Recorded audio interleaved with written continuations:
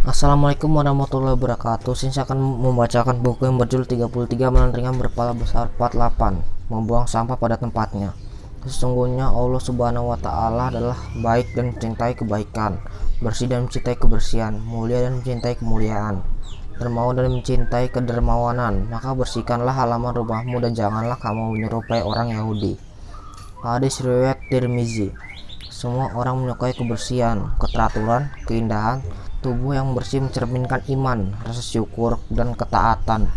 Lingkungan yang bersih mencerminkan kepedulian, pemeliharaan. Islam mengajarkan agar setiap diri mencintai kebersihan juga keindahan.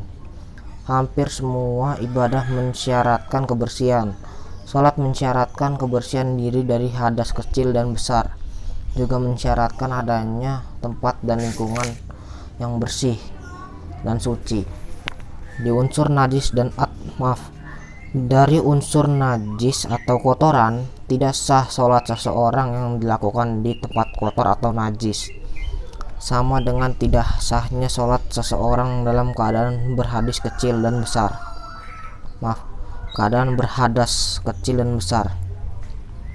Hadis Nabi Muhammad yang menyatakan bahwa Allah itu indah dan menyukai keindahan.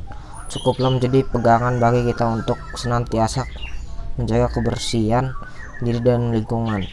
Juga perintah Nabi Muhammad SAW yang meminta kepada segenap kaum muslimin untuk membuang sampah atau duri di tengah jalan yang dapat menghalangi kaum muslimin untuk beraktivitas dan beribadah kepada Allah Subhanahu wa Ta'ala. Dewasa ini kita menyaksikan kerusakan lingkungan terjadi di mana-mana. Kebanyakan disebabkan oleh ulah tangan-tangan yang tidak bertanggung jawab. Kepedulian kepada lingkungan menipis. Kita saksikan banyak orang membuang sampah sembarangan di kali, di saluran air, dan di tempat-tempat yang tidak semestinya. Semua itu mencerminkan sikap hidup dan akhlak yang tidak terpuji.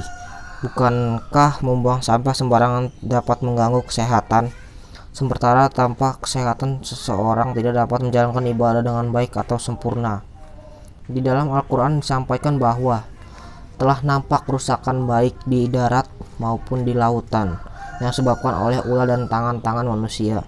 Di mana-mana kita dapat melihat akibat kerusakan lingkungan ini, musibah banjir dan pencemaran air sungai maupun perusakan terumbu karang di laut adalah contoh nyata kerusakan yang ditimbulkan oleh tangan-tangan yang tidak bertanggung jawab.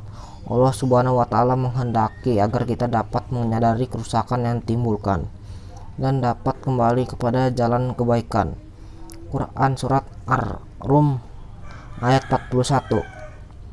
Kiranya sebagai muslim kita menyadari bahwa kepedulian terhadap lingkungan bukan saja dapat menjaga kelestarian lingkungan, tetapi juga dapat menyelamatkan manusia dari bencana. Muslim mengajarkan kita untuk menyukai kebersihan, tidak membuang sampah sembarangan, peduli pada tanaman, binatang, dan makhluk hidup lainnya. Dalam sebuah hadisnya, Nabi menyampaikan, tidaklah seorang muslim yang menanam suatu tanaman, maka memakan darinya burung, manusia, dan binatang, melainkan sebagai sedekah baginya. Hadis riwayat Bukhari Muslim.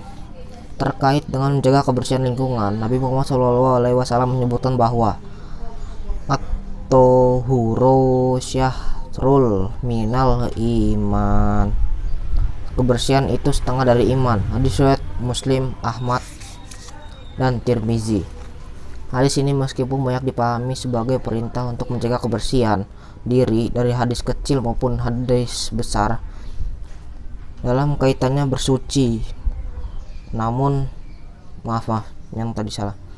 dari hadis kecil maupun hadas besar dalam kaitannya bersuci, namun makna secara syariahnya dapat dipahami pula sebagai perintah untuk menjaga kebersihan secara lebih luas. Termasuk dalam hal ini adalah menjaga kebersihan lingkungan.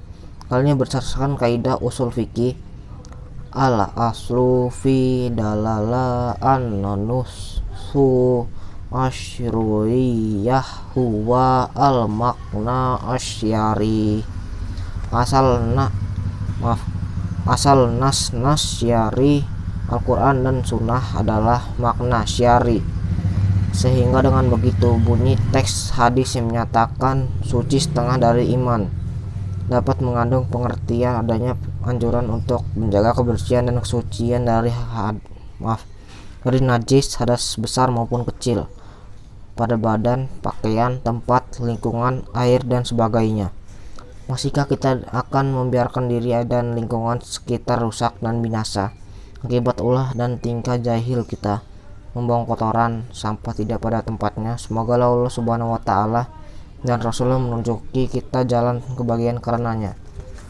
Saya akhiri, wassalamualaikum warahmatullahi wabarakatuh.